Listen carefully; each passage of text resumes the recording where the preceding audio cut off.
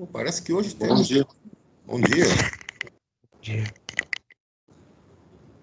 Ah, temos aqui um quórum interessante hoje. Tem muitos alunos aí, 22 alunos, que legal. Pessoal, vou colocar aqui a listinha de chamada. Vê se vocês estão enxergando aí. Tá dando para ver aí? Sim. Então, é só responder aí. Presença, tá? Aline? Amanda? Ana Luísa?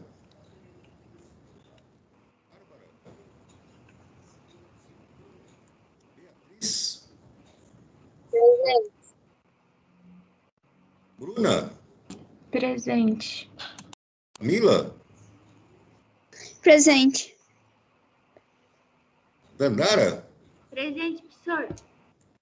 Davi? Presente, professor.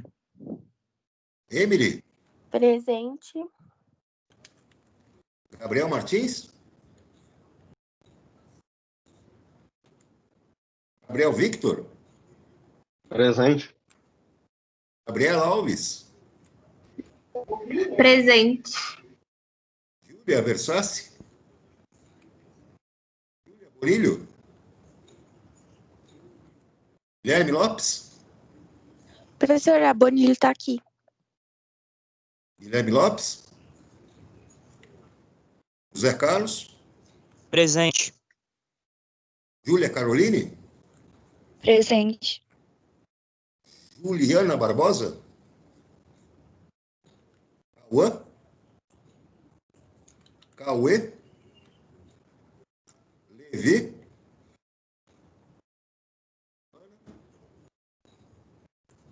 Lucas Scarler? Presente. Lucas Ortega? Luiz Vinícius? Matheus Almir? Murilo Aguiar? Estou aqui. Eu entendi. O Luiz Canarinho está aqui. Murilo Aguiar? Aqui. Murilo? Aqui, senhor. Aguiar. Eu. Murilo Lima? Murilo Cavalcante?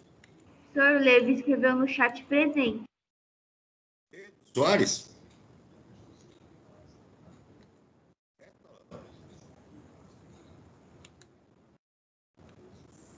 Rafael? Sara? Sofia? Stephanie?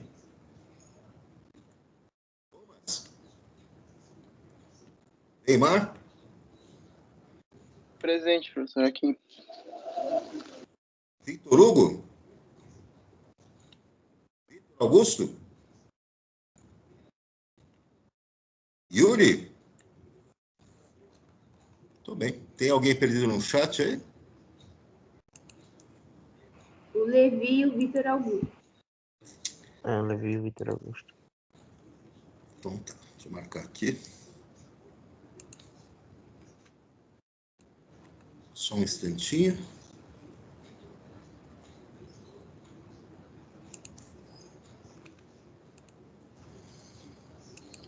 Muito bem.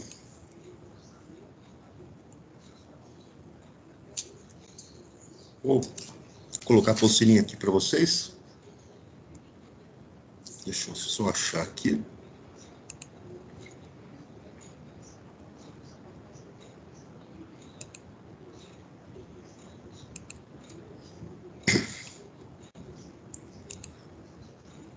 Tá dando para ver a apostila aí, turma? Sim.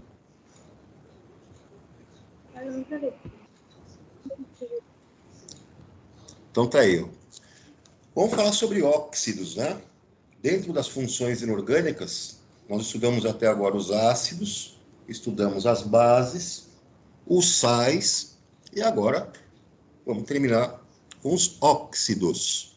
Então, o próprio nome diz, né? Óxidos, eles vão ter na sua composição o oxigênio e mais um elemento, né? Então, todo composto que tiver oxigênio e mais um elemento, composto binário, né? Com esse oxigênio, nós vamos considerar como sendo um óxido. O texto que ele coloca aí, para introduzir esse assunto, ele fala sobre o maior inimigo do ozônio, está se mostrando aí uma caveirinha surfista, né? Essa caveirinha surfista é uma analogia que é feita quando a pessoa fica submetida à radiação solar, que tem uma quantidade de raios ultravioletas, né, muito concentrada. E é justamente o ozônio da atmosfera que evita, filtra, né, esses raios ultravioleta. Ele diminui a quantidade de raios ultravioleta que chegam à superfície da Terra. Aqui ele fala do óxido nitroso, N2O, também conhecido como gás do riso, ou gás hilariante, porque ele acaba, né, provocando aí contrações dos músculos da face de maneira involuntária, né? Esse gás, óxido nitroso, ele é um gás que também contribui aí com o efeito estufa, né? E também está associado aí ao ataque, né, à camada de ozônio, né, de provocar danos aí na camada de ozônio, porque acaba reagindo com esse ozônio da atmosfera, né? Então, dentro dessa situação, né, nós temos alguns óxidos, né, que quando são lançados na atmosfera, eles causam problemas, porque eles interagem com esse ozônio que nós temos lá na atmosfera. Oi? A Júlia Caroline pediu pra você citar ela, que ela caiu aqui da aula. Tá. Então, alguns óxidos, né, que nós produzimos aqui, além de serem poluentes, tem algumas substâncias, né, que quando são lançadas na atmosfera, acabam reagindo, né, com esse ozônio e diminuindo a concentração de ozônio em algumas regiões da atmosfera, e isso ocasiona problemas, porque aí ele deixa de fazer, né, a filtragem dos raios ultravioleta provenientes lá do Sol, e isso, incidindo na nossa pele, né, aumenta aí os casos aí de câncer de pele. Então, antigamente nós tínhamos uma grande emissão de alguns compostos chamados CFCs, né, que são os clorofluorcarbonos, né? Esses CFCs, que eram gases propelentes, eram usados em aerosóis, por exemplo, eles lançados na atmosfera também atacavam lá a camada de ozônio e causavam problemas aí, né, na diminuição da concentração desse ozônio na atmosfera, tanto que acabaram sendo proibidos, né, de serem utilizados como propelentes. Então, a definição que nós temos aí, a partir do texto aí de introdução, né, foi citado no nosso texto o óxido nitroso, né, N2O, também foi citado aí o monóxido de carbono, CO, né, dióxido de carbono, CO2, dióxido de enxofre, SO2, trióxido de enxofre, SO3. Todos esses gases são gases que são objeto de estudo e de controle, porque eles, né, causam aí diversos efeitos em termos de serem poluentes ou em termos de afetarem a camada de ozônio e também contribuírem lá com um aumento do efeito estufa. Então, esses caras citados aqui são óxidos, como eu falei para vocês, são compostos binários em que o oxigênio é o mais eletronegativo. Serão todos que têm oxigênio e um outro composto, né, e um outro elemento menos eletronegativo, né? Então, sempre serão compostos binários, né, formados por oxigênio e mais alguém, mais um outro elemento químico. Esse outro elemento pode ser qualquer um menos, né, no caso lá, o nosso flúor, né, porque aí o flúor é mais eletronegativo do que o oxigênio. Então, classificação dos óxidos, né? Como é que nós classificamos? Quais são os critérios, né? Primeiro, quanto ao tipo de elemento ligado ao oxigênio. O que eu tenho ligado ao oxigênio? Metal ou não metal, né? Bom, se eu tiver um metal, ele vai ser um óxido iônico. Então, eu tenho o oxigênio ligado a um metal. E se é um composto iônico, nós sabemos que ele é sólido na temperatura ambiente, né? Então, formado por ligação iônica, retículo cristalino, toda aquela coisa que você já sabe. Exemplos: o óxido de ferro 3, Fe2O3, o óxido de cálcio, CaO, o óxido de sódio, Na2O. Agora, quando eu tiver um elemento que é não metal, ligado ao oxigênio, eu vou ter um composto molecular, né? Eu vou ter uma molécula, eu vou ter um óxido molecular. Então, vejam os exemplos, né? CO2, dióxido de carbono, oxigênio e carbono, né? Trióxido de enxofre, SO3, monóxido de carbono, CO, pentóxido de dicloro, Cl2O7, então aqui também óxidos moleculares. E se são óxidos moleculares, você já deve desconfiar que eles podem existir no estado gasoso, né? Ou mesmo no estado líquido. O mais comum nos óxidos moleculares é que eles sejam gases. Quanto à propriedade ácido-base, os óxidos eles também podem ter uma funcionalidade e se comportar quando na água, né? Ou quando reagindo com um ácido e uma base, eles podem ter alguma propriedade química. O que acontece, então? Se você tiver um óxido básico, significa o que esse óxido básico? Que se você colocá-lo na água, ele vai reagir com a água e vai formar uma base. Olha só um exemplo aqui. K2O, o óxido de potássio. Se você dissolvê-lo na água, vai formar hidróxido de potássio, 2KOH. O óxido de magnésio, MgO. Se você dissolver na água, vai formar o hidróxido de magnésio, MgOH2. São óxidos básicos. E se eles são óxidos básicos, porque quando reagem com a água formam uma base, se você reagi-los com um ácido, ele vai se comportar, então, numa reação de neutralização. É como se fosse, então, um ácido e uma base reagindo. Veja aqui no exemplo do K2O. O óxido de potássio, K2O, se você reagi-lo com um ácido, caráter básico, eu vou formar sal e água. H2KCl mais H2O. É uma reação de neutralização. O magnésio, eu reagi-lo com ácido sulfúrico e água. São óxidos básicos, né? Da mesma forma que eu tenho os óxidos básicos, eu tenho os óxidos ácidos, que têm um caráter ácido, também chamados de anidridos de ácido. Eles são chamados de anidridos porque, ou óxidos ácidos, na presença de água, eles também vão formar, né, numa reação, um ácido.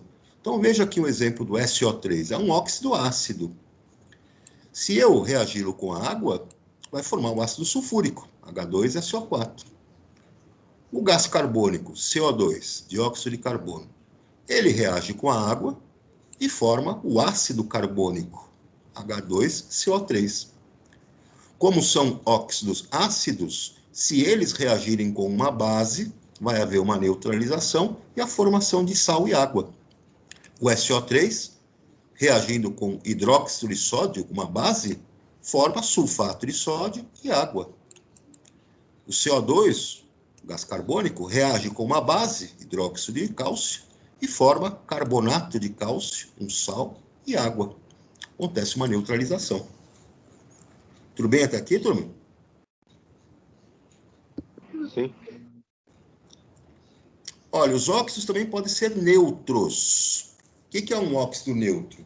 Ele não vai reagir nem com a água, nem com ácidos e nem com bases, né? Os mais importantes, os óxidos neutros, são o monóxido de carbono, CO, o óxido de nitrogênio, NO, e o óxido nitroso, N2O. São neutros. Tem uma outra situação onde eu tenho os óxidos anfóteros. Os óxidos anfóteros, o que acontece com ele? Ele não vai reagir com a água, mas ele reage com ácidos ou bases. Então, ele tem um comportamento duplo, né? Ele pode reagir tanto com ácidos quanto com bases, mas não reage com água. Os mais comuns são o óxido de alumínio e o óxido de zinco, né? Então, o óxido anfótero, ele pode reagir com ácido para formar sal e água. Olha o caso aqui do óxido de alumínio, né? Reagindo com HCl. forma um sal, cloreto de alumínio e água. O óxido de zinco também reage com ácido, HCl, formando cloreto de zinco e água. Esses óxidos anfóteros também reagem com bases para formar sal e água. Aqui os exemplos, né? O óxido de alumínio reagindo com a base, hidróxido de sódio, formando aqui o nosso óxido de alumínio e sódio. E o óxido de zinco também reagindo aqui com a base, né? Hidróxido de sódio, formando aqui o dióxido de zinco e sódio e água. Então, essa é uma das classificações, né? Quanto à nomenclatura, como é que eu dou um nome para os nossos óxidos? É bem simples, né? Então, você primeiro vai pegar os óxidos iônicos, aqueles que são formados por metal com oxigênio. E você vai dar o nome dele observando a carga do seu metal, né? Então, quando você tem metais de carga fixa, não muda a carga desse metal, é o caso dos metais alcalinos do grupo 1, alcalinos terrosos do grupo 2, que tem carga 2+, né?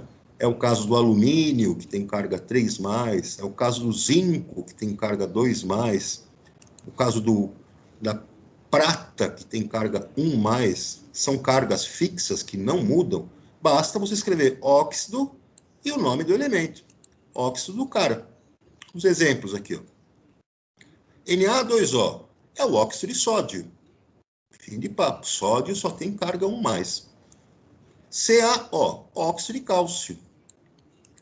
Al2O3, óxido de alumínio. Lembrando, né, que como são compostos iônicos, você vai sempre usar, né, aquele esquema, o óxido de alumínio, por exemplo. Como é que é a fórmula dele? Ah, tem o alumínio, que é o metal, e tem o oxigênio, que é o não metal. O alumínio tem carga 3+, fixa. O oxigênio dos óxidos tem carga 2-. A inversão dos números de carga vira os índices. Aqui desce o 3 e aqui desce o 2. Lembram disso? Sim. Portanto, a fórmula do cara é Al2O3. É sempre a mesma coisa, não muda. Tranquilo, pessoal? Tranquilo. Tranquilo. Professor, tem como Tranquilo, aceitar a sim. Diana? Não entendi nada. Quem Tem tá como falando? aceitar a Diana no lobby, por favor? Professora, e a Júlia Caroline também, ela falou que a internet dela caiu.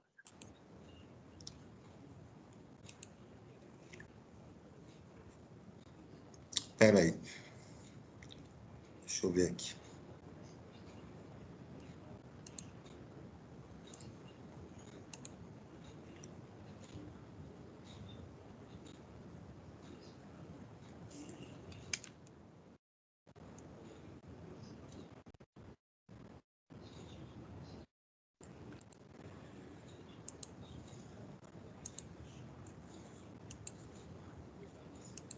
Voltando lá.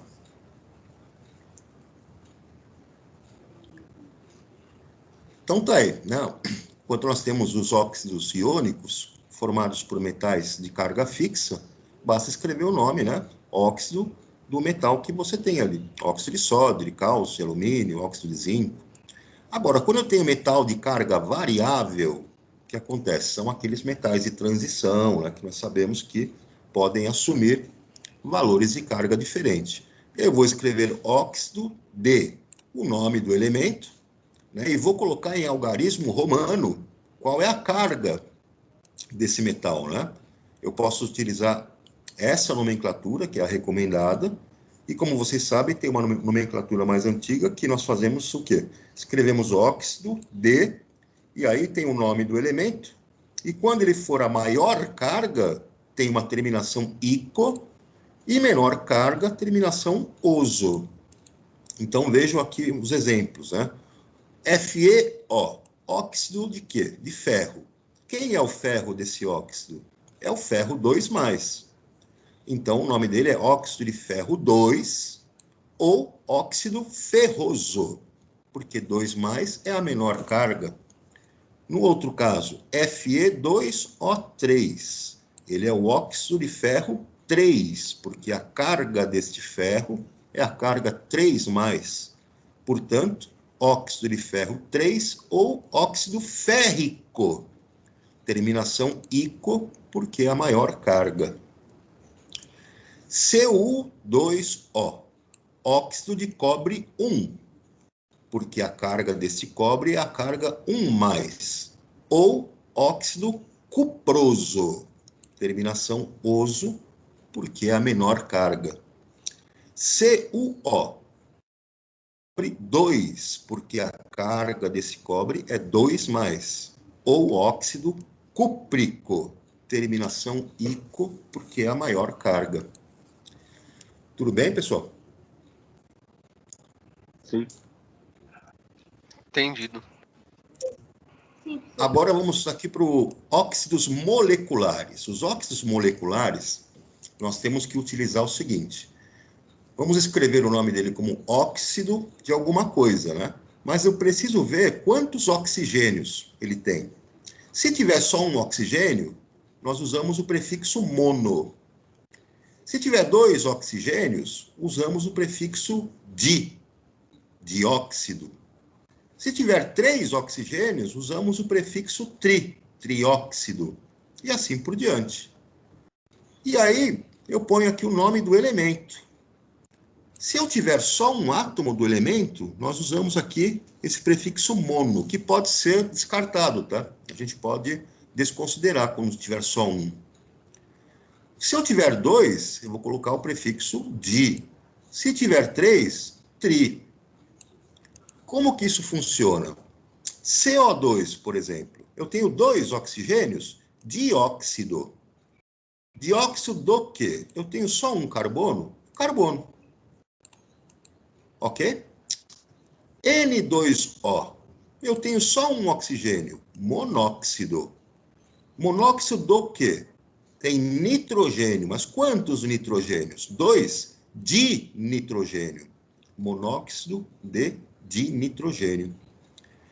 Se for esse outro aqui, N2O3, eu tenho 3 oxigênios, trióxido. Eu tenho quantos nitrogênios? 2. Trióxido de dinitrogênio.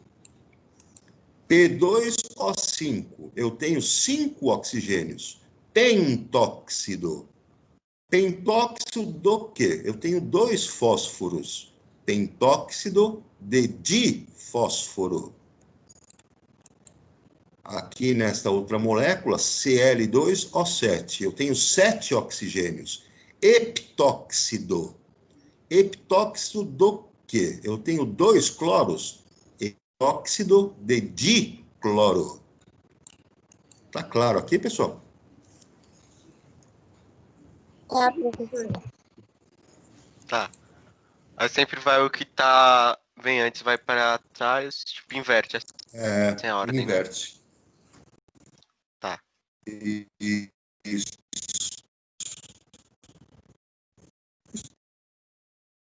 Na língua inglesa, né?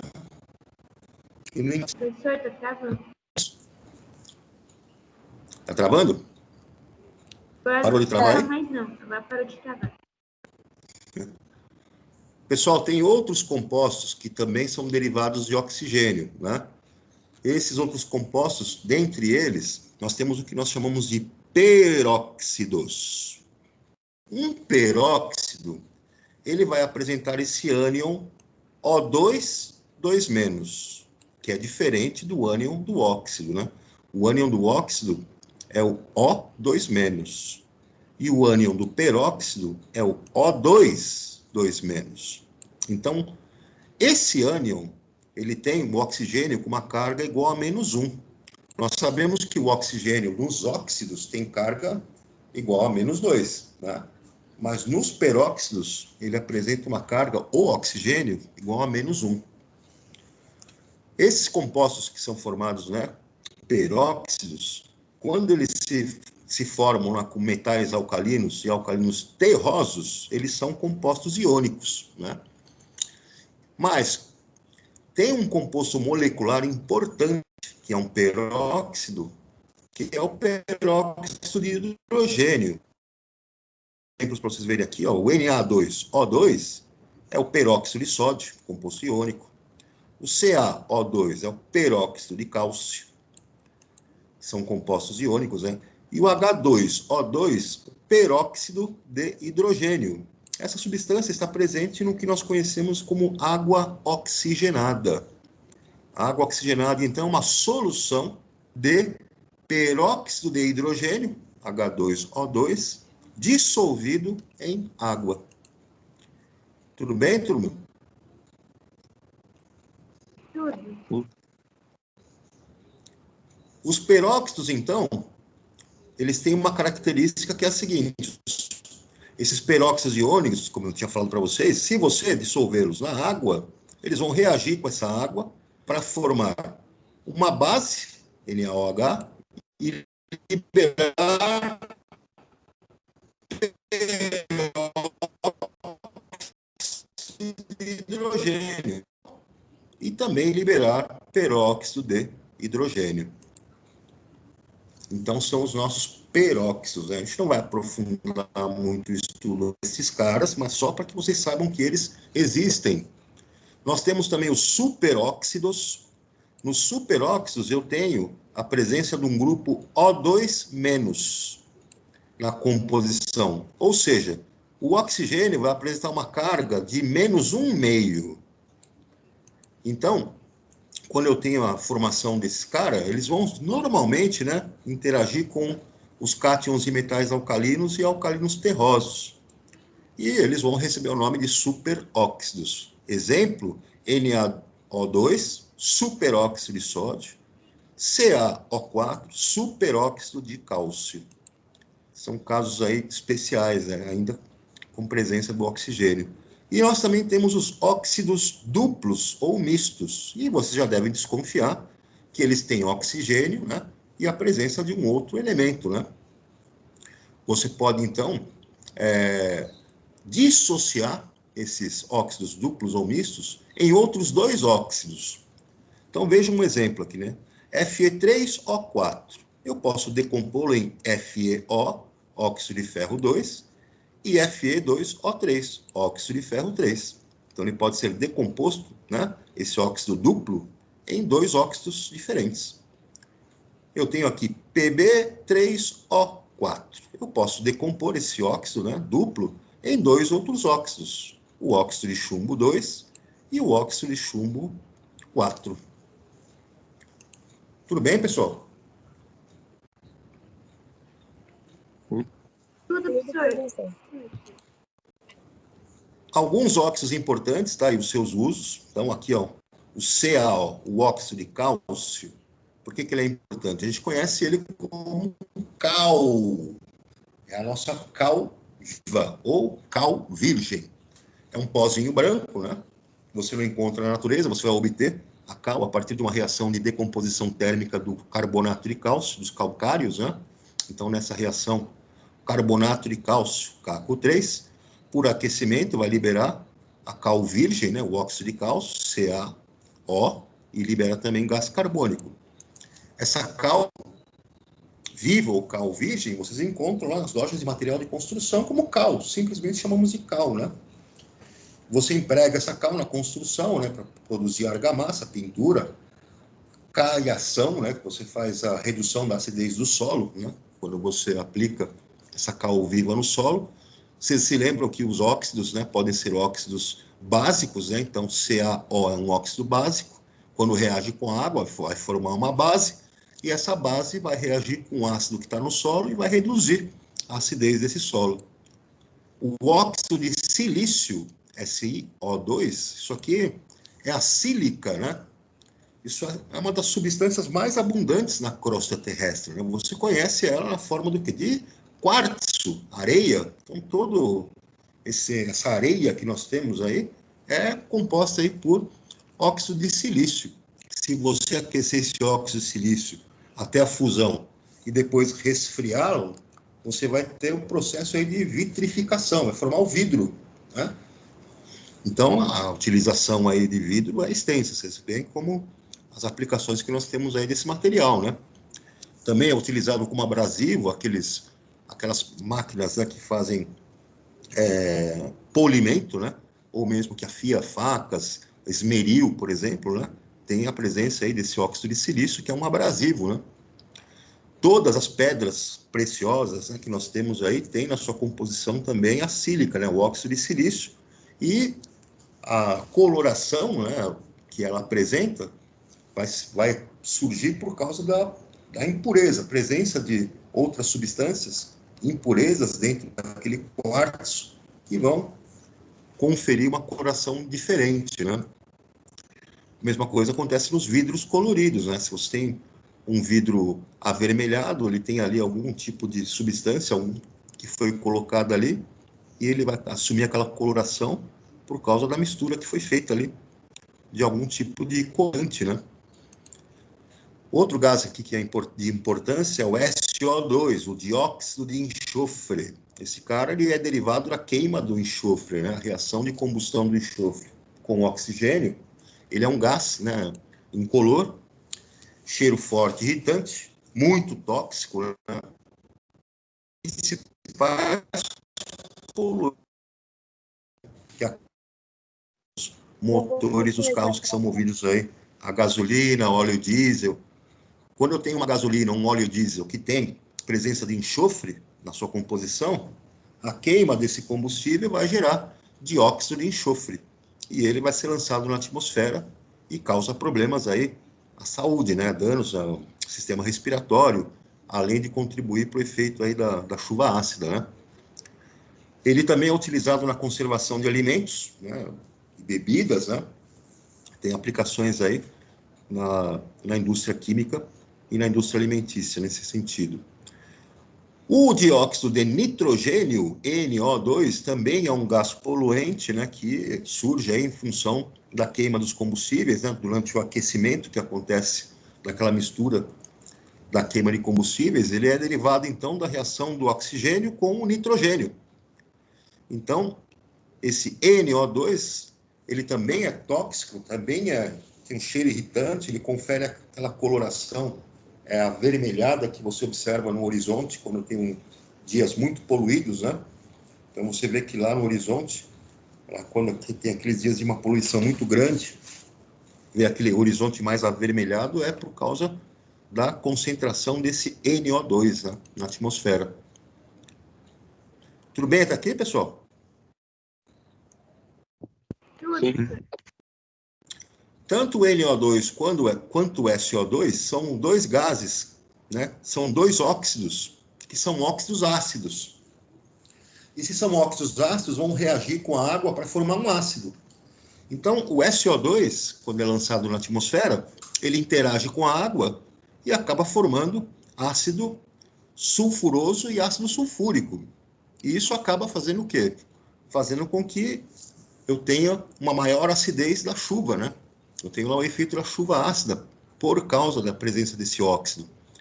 E o óxido de nitrogênio, né, o dióxido de nitrogênio, é a mesma coisa. Ele interage com a água porque ele é um óxido ácido. Reagindo com a água, ele forma ácido nitroso, ácido nítrico, e esses dois acabam, né, fazendo com que a acidez da água da chuva seja maior. Isso causa aí problemas sérios, né, nas estruturas metálicas que nós temos aí nas nossas construções, nas estruturas que contêm calcário, porque acaba atacando, né, reagindo com esse calcário, mármore, por exemplo, e também afetando, né, folhas, raízes, tornando o solo mais ácido, tornando as águas também mais ácidas. Isso afeta aí os seres vivos, né? Tudo bem até aqui, pessoal? Tem atividades aqui. Tá vendo aqui essas atividades na página 34? Lindas atividades. Não ver. Página 34. Nossa, que alegria a ver elas. Página 35, olha que beleza, né? Tudo aqui para vocês se divertirem. Página 36 também. E aqui vem um textinho aqui que fala a respeito do metano versus gás carbônico. Vocês já estão cansados de saber que nós temos aí evidências científicas de que a temperatura média do planeta está subindo. É o tal do aquecimento global. Esse aquecimento global, ele é derivado do quê? De uma maior concentração de gases de efeito estufa na atmosfera. Esses gases de efeito estufa, eles potencializam, né, a retenção de calor na atmosfera, fazendo com que a temperatura média do planeta aumente. Um aumento de temperatura média no planeta, ele afeta, né, todo o clima. Nós temos, então, mudanças climáticas que acabam sendo imprevisíveis. Então, você pode ter regiões do planeta que podem ter uma maior incidência de furacões, de tufões, você pode ter uma maior incidência de secas, maior incidência de chuvas, você tem mudanças, né, climáticas que podem ocasionar aí problemas, né, dentro das condições do nosso clima. E isso ocorre, né, porque a atividade humana, né, acaba aumentando a concentração desses gases na atmosfera, esses gases que contribuem para um aumento do efeito estufa, né? Dentre esses gases, então, sabemos que o gás carbônico, né, o CO2, ele é um dos gases que é responsável lá pelo efeito estufa. Ele já existia numa concentração na natureza, né, na nossa atmosfera, que dentro do ciclo de vida que existia no planeta, era uma concentração, né, estável, né, um valor assim de concentração que seria, vamos dizer assim, adequado. No momento em que você começa a fazer muita queima de combustível e emitir muito mais gás carbônico nessa atmosfera, você aumenta essa concentração de gás carbônico e aí você começa a acentuar o efeito estufa, você desequilibra o processo, né? Não é só o gás carbônico, né, que está presente na atmosfera que ocasiona o efeito estufa, mas também outros gases, como o metano, né? O gás metano, ele tem um potencial de gás de efeito estufa muito maior, né, do que o nosso gás carbônico. E esse gás metano, ele é derivado de onde? Né? Quando você tem matéria orgânica em decomposição, por exemplo, né? Então, matéria orgânica em decomposição gera muito gás metano. A pecuária, né, de gado, né? Então, se você faz a criação lá de grandes rebanhos de gado, no processo de alimentação desse gado, né, como eles são ruminantes, eles também produzem muito gás metano no processo digestório que eles têm. E acabam também contribuindo lá para que você tenha uma maior concentração desse tipo de gás na atmosfera. E aí mostra aqui a tirinha para vocês, o Sol aqui a pino, né? Pinguinzinho aqui no pedaço de gelo flutuando aqui, e os caras falando aqui das evidências, né, do aquecimento global. Então, a questão do aquecimento global, pessoal, não é imaginar assim, mas como é que pode estar tendo aquecimento global se fez um frio danado lá no sul, por exemplo, fez -5, não sei aonde, aqui na Capela do Socorro, em agosto, registrou temperatura de 1 grau, e que aquecimento global é esse? Como assim? Não é nesse sentido, o sentido está na mudança climática no geral, né? O sentido está em você começar a ter eventos extremos, né? Eventos extremos estão associados ao quê? Locais onde você pode ter temperaturas elevadíssimas, como temperaturas muito mais baixas, né? Eventos onde você pode ter aumento no nível, né, dos oceanos, eventos onde você pode ter maior incidência de secas, né, de períodos sem chuva, ou locais aí onde não tinha tanta chuva e de repente você começa a ter de chuva que você vai provocar aí alagamentos, vai provocar aí problemas, né, sérios. Maior ciclo de incidência aí de tufões, de furacões, de eventos climáticos extremos.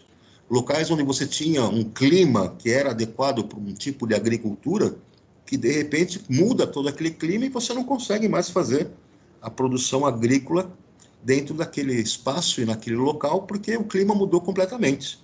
Então, são consequências aí bastante importantes que nós temos que ficar atentos, né? Então, aqui ele pergunta, né, segundo alguns pesquisadores, o gás carbônico é um dos principais responsáveis pelo fenômeno conhecido como aquecimento global. Isso ocorre em virtude do aumento da emissão de gases poluentes, derivados principalmente da queima de combustíveis fósseis e das queimadas. Esses gases, ao absorverem grande parte da radiação infravermelha emitida pela Terra, dificultam a dispersão do calor. Então, o calor fica retido, né? Com base nas informações, responda as questões. Item A. Quais são as principais consequências do aquecimento global? Então, é o que eu tinha discutido com vocês, né? O aquecimento global ele vai ocasionar mudanças climáticas. E mudanças climáticas que são imprevisíveis, nós podemos, né, estar afetando toda a atividade humana com relação às consequências de você mudar, né, o clima, você não conseguir prever o que você vai ter na situação climática. Item B. No Brasil, o desmatamento e as queimadas são os maiores emissores de gás carbônico. Quais são as outras formas de emissão desse gás? Bom, além das queimadas, né, desmatamento, você tem... Rodovias lotadas? Se você tiver ali queima de combustível fóssil, né? Queima de qualquer combustível, na verdade. Se você queimar gasolina, se você queimar etanol, se você queimar óleo diesel, qualquer tipo de combustão vai gerar gás carbônico. Então, outra fonte, né, emissora de gás carbônico são os veículos, são os automóveis, né? E também as atividades industriais, né? Tem muita indústria que você tem nos seus processos, né? Processos que envolvem combustão, e essa atividade industrial vai, né, liberar gás carbônico na atmosfera, não tem como escapar. Tá certo, pessoal?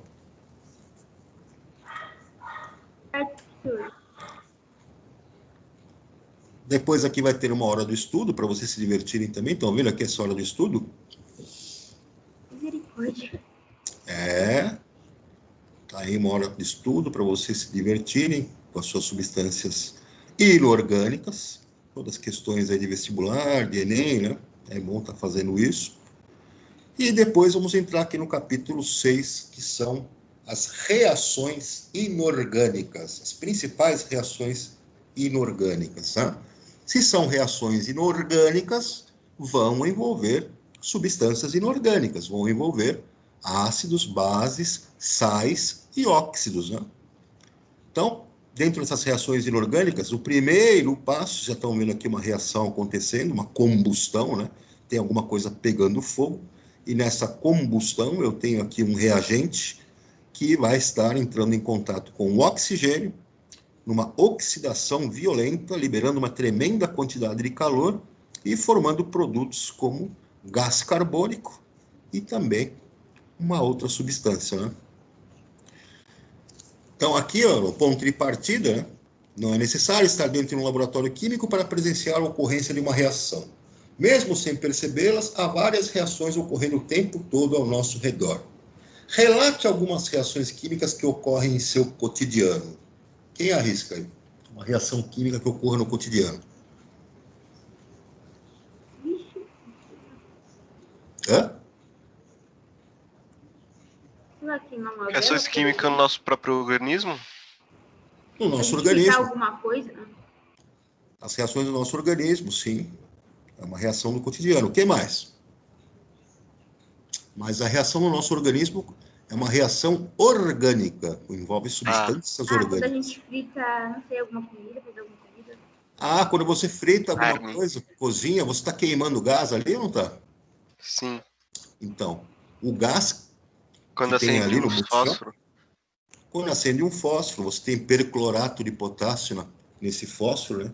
Esse perclorato de potássio, quando sofre um atrito, vai reagir do ar também, entrar em combustão, vai queimar.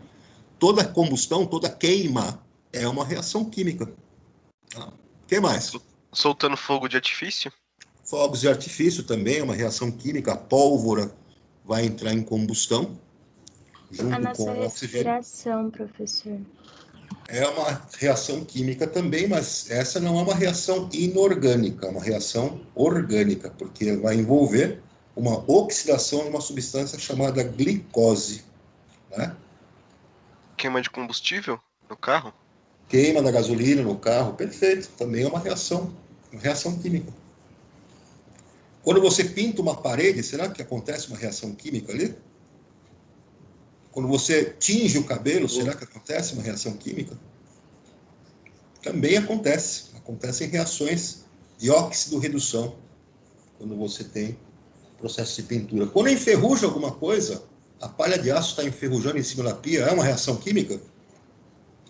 É. O ferro está reagindo com o oxigênio do ar para formar ferrugem. Quando você taca diabo verde no bueiro pra desentupir.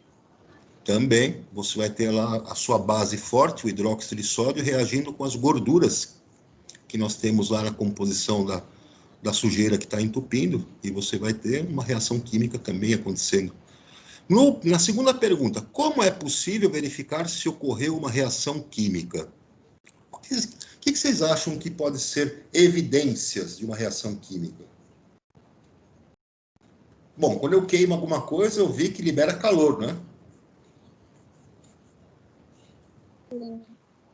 Além de liberar calor, eu vi que também libera luz, né? Brilha. Uhum. É ou não é? Então, quando libera luz, quando libera calor... Qualquer forma de energia. Isso. E quando eu dissolvo um comprimido efervescente na água, será que acontece uma reação química? Fica soltando aquelas bolinhas, acaba saindo gás. Ah, liberação de gás, né? Liberação de gás também é uma evidência de reação química. E quando o negócio muda de cor? Eu tenho lá um prego de aço cinza e o negócio fica amarronzado quando está enferrujado. Mudança de cor pode ser evidência de reação química também? Pode. Pode, né?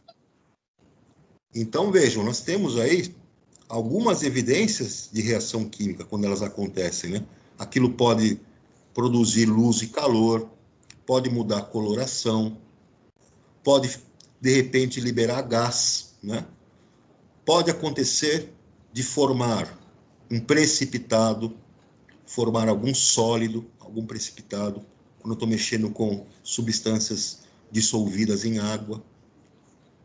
Então, são todas evidências de reações químicas, né? Nós podemos, né, ter essas evidências. E aí vem a terceira pergunta. Como as reações químicas podem ser representadas? Então, já está manjado. Vocês já perceberam que a nossa linguagem é reagentes formando produtos. É uma equação química, vai ser dada como? A fórmula dos reagentes se transformando nos produtos. Então, eu escrevo as fórmulas dos reagentes que estão interagindo, escrevo uma seta, essa seta indica transformação química, reação química, e escrevo as fórmulas dos produtos, né, que são formados. É a nossa representação. E nós vamos aprender como representar, né, uma reação química através da sua equação química, e vamos escrever essa equação química, aprender a balanceá-la e tirar várias informações a respeito dessas equações químicas. Tudo bem até aqui, pessoal? Sim. Dentro do seu tá tudo bem. Tudo tranquileba. Galera, eu vou parar por aqui, porque o próximo assunto ele precisa de mais detalhes de explicação. Vou deixar esses exercícios para vocês fazerem em casa. Na próxima aula a gente volta, retoma e corrige. Mas E esses exercícios a gente tem que mandar até hoje? Esses aí deu... se você conseguir mandar até hoje, já manda. Não da hora do estudo. Não da hora do estudo. Manda o do capítulo, né? Até agradeço, professor, porque foi da hora de estudo. Até a página 37 a gente manda, né? Até hoje. Isso. Te agradeço. Beleza, galera? 10 minutinhos para vocês descansarem para a próxima aula. Te agradeço, professor. Um abração para vocês, se cuidem, fiquem com Deus. Até uma semana. Para você também. Até o próximo episódio de Jotão. Até o próximo episódio. JR Souza Escapoli. Professor.